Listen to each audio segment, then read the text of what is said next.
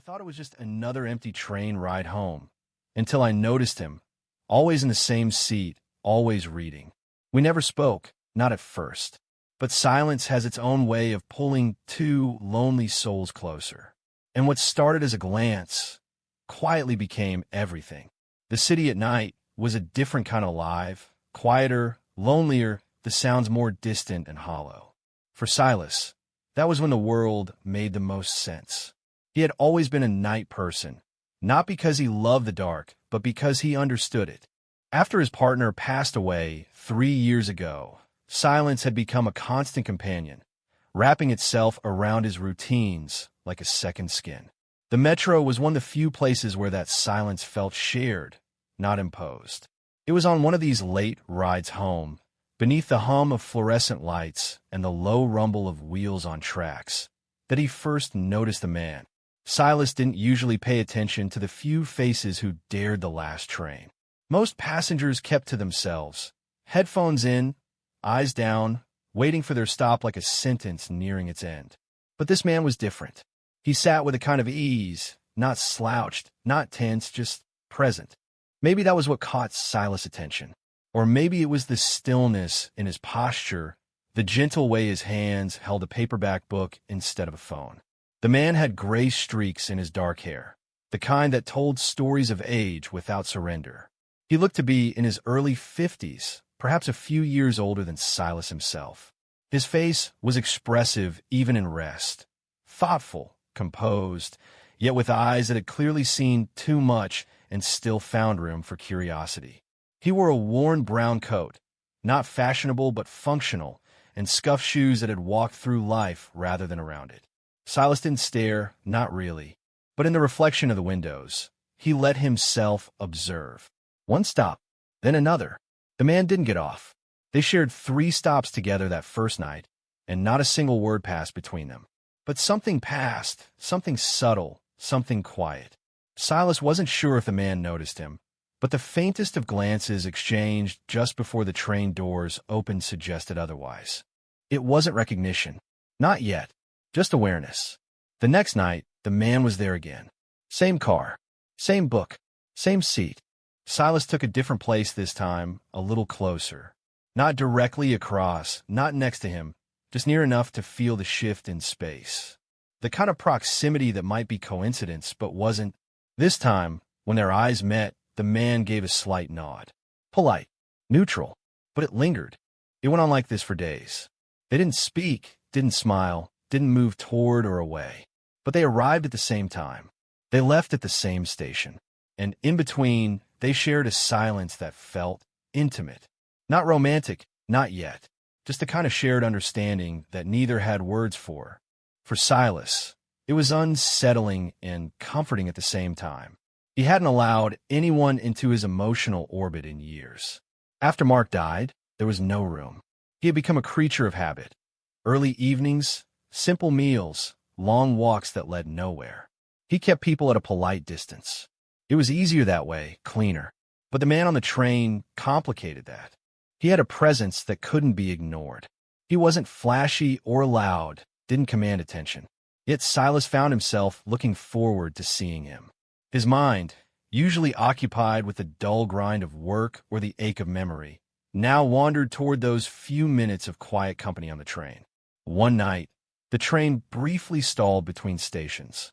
A mechanical delay, just a few minutes, but it stretched the silence into something deeper. The lights flickered once, then returned. In a half-second of darkness, Silas felt the weight of something building between them. Not danger, not tension, just a quiet charge like the air before rain. When the lights returned, the man looked up from his book and met Silas's gaze again. Longer this time. Steady. Then he closed the book slowly and rested it on his lap. His gaze never left Silas. There was no expression, no smile, just stillness.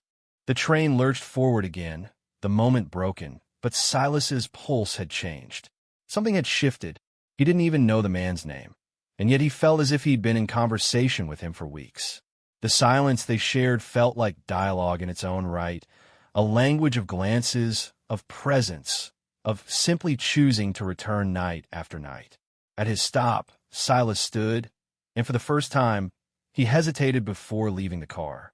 As he passed, he gave a slight nod in return. The man didn't move, but his eyes followed him until the doors closed. That night, Silas lay in bed, unable to sleep. He replayed the image of the man sitting across from him, the soft light casting shadows across his face. He wondered what kind of book he'd been reading. He wondered what his name might be. He wondered if he'd be there again tomorrow. Silas hoped so.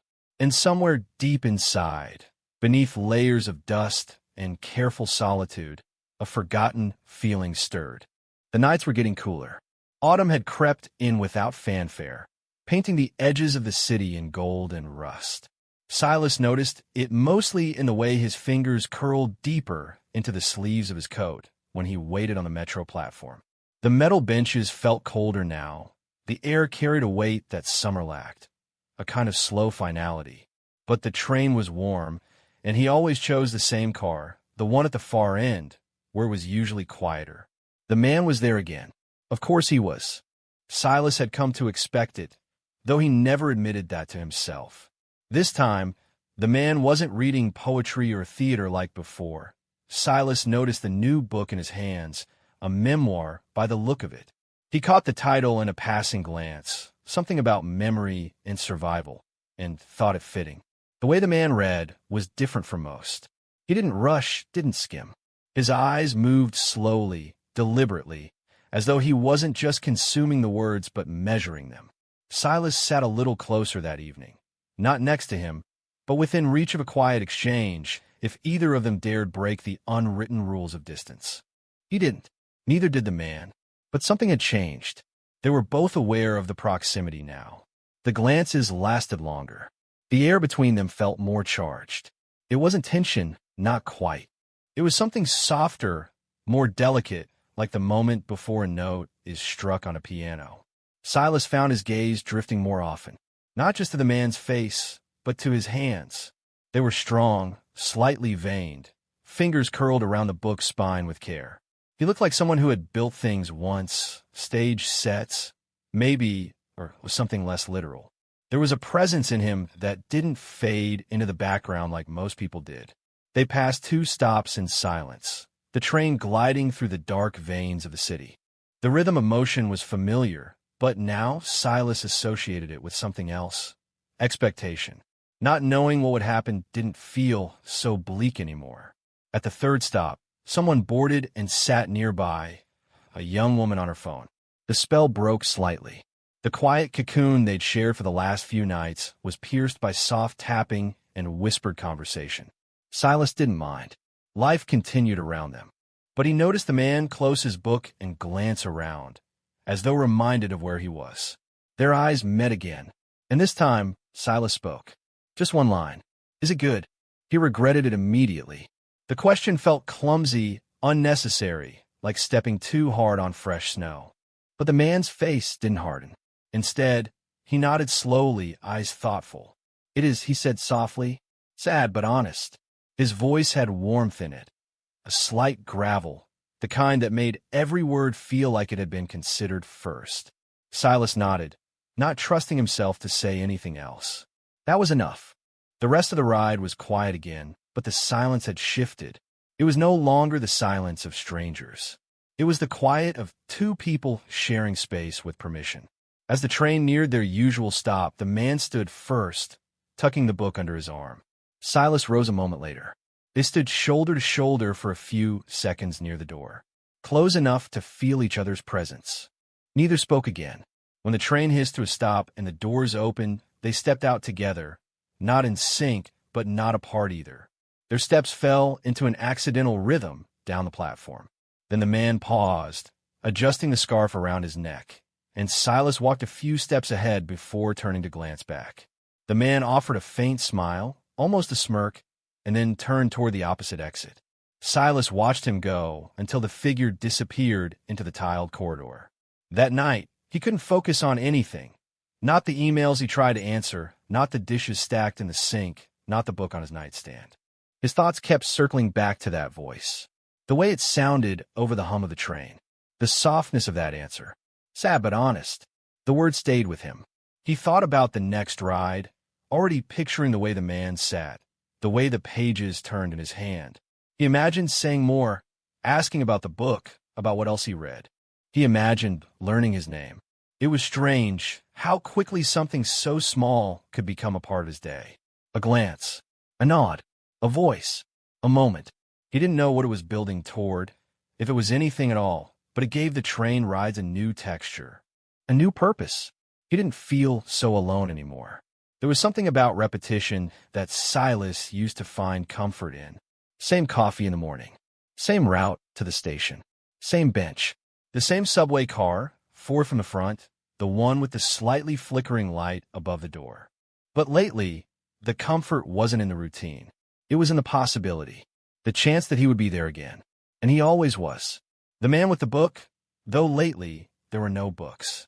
For the last few rides, Aaron had sat quietly, eyes roaming the empty car, occasionally looking out the window as though reading the city itself.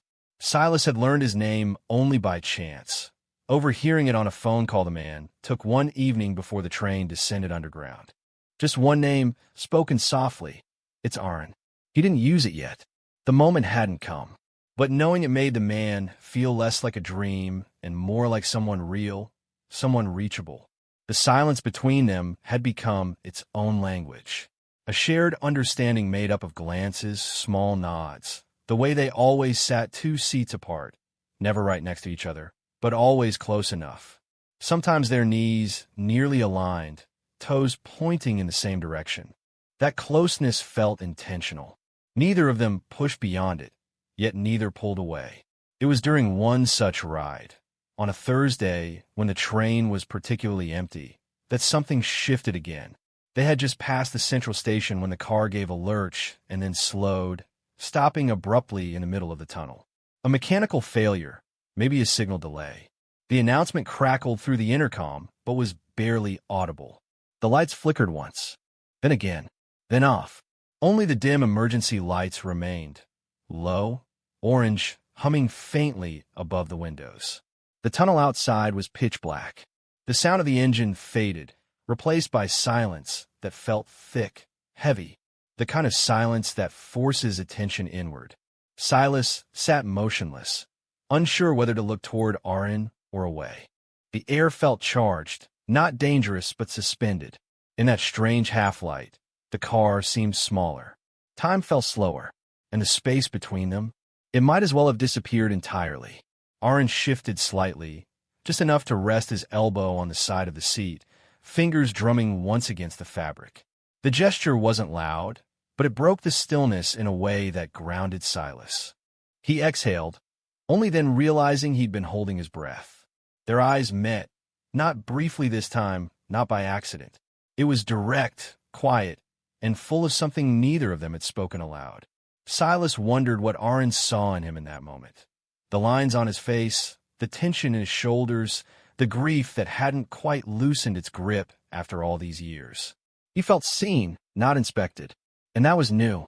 When the train jolted forward again, the lights returned gradually. First the fluorescents buzzing back to life, then the screens above the doors flickering with route updates. Just like that, everything snapped back into motion. But something stayed different. Silas leaned back in his seat, staring ahead, though his mind wasn't on the passing stations. Aaron's reflection shimmered in the window across from him. A faint, double-layered silhouette, one real, one imagined. He thought of asking something. Anything. What did you think when the lights went out? Did you feel it too? But the question stayed locked behind his teeth. At the next station, a small crowd entered. A few teens with backpacks, a man in a bright scarf carrying groceries, an older couple speaking softly. The air filled again with casual movement and quiet noise. The spell of solitude had ended. Still, Silas didn't feel disappointed. He felt aware, awake in a way he hadn't been in a long time. He looked at Aaron again, Aaron, who now sat with his hands folded in his lap, not reading, not speaking, simply existing. Their eyes didn't meet this time, but Silas didn't need them to. He could feel the presence now, like a quiet echo within him. The train neared their shared stop. As usual, they stood within seconds of each other, moving in quiet sync toward the doors. No words. Just breath, step, pause. Outside, the city looked the same. But to Silas, something fundamental had rearranged itself. He walked slower that night, letting Aaron move ahead for once. There was comfort in watching someone else lead the way, even if they weren't going to the same place. Even if they never had. As Aaron disappeared into the crowd, swallowed by the escalator's curve, Silas remained at the base of the stairs, hands in his coat pockets, chest tight in a way he hadn't expected. Something was unfolding. Something careful, slow, maybe even sacred. Not love. Not yet. But the possibility of it. And for now, that was enough. The first time Silas missed the train, it wasn't by much, just 3 minutes. A late meeting, a slow elevator, a red pedestrian light that seemed to last longer than it should have. But when he reached the platform, the familiar screech of the doors closing came just as he descended the final steps. The train pulled away, its windows glowing with soft light, and within them, a glimpse of a familiar silhouette. Aaron. It was a brief flash, a shadow behind the glass, backlit by the sterile glow of the interior lights. Silas didn't even have time to raise a hand. The train was gone before he could fully process the sting of its absence. He sat on the bench, colder than usual, and waited for the next one. He didn't know if Aaron would be on it. Part of him doubted it. Their quiet routine was never discussed, never planned. It existed only because both of them kept showing up. No promises, no eraniments. Just presence. That night, the train ride felt hollow. There were other people in the car. Noisy teenagers, a couple arguing softly, a man asleep with his head leaning against the window. The air was crowded with conversation, movement, distraction. It was strange how quickly Silas had grown accustomed to sharing that car with just one other soul. Now, without him, it felt like a crowd of strangers had stolen something sacred. He didn't stay long. At the next stop, he got off early, walked the rest of the way home. The night air bit at his face. The sidewalks were wet from an earlier drizzle, glowing under the street lamps. Everything felt louder than usual. The wind, the traffic, his own thoughts. At home, silence greeted him in its usual way.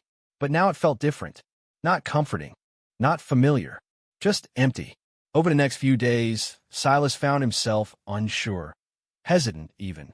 Would Aaron return? Had the routine been broken? Was that fragile thread between them too thin to survive something as small as one missed train? But he still went. Every evening. Same car.